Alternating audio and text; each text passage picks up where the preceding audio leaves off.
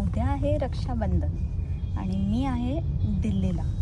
त्यांना माहिती आहे मी जगाच्या कुठल्याही कोपऱ्यात असली तरी मी येणार.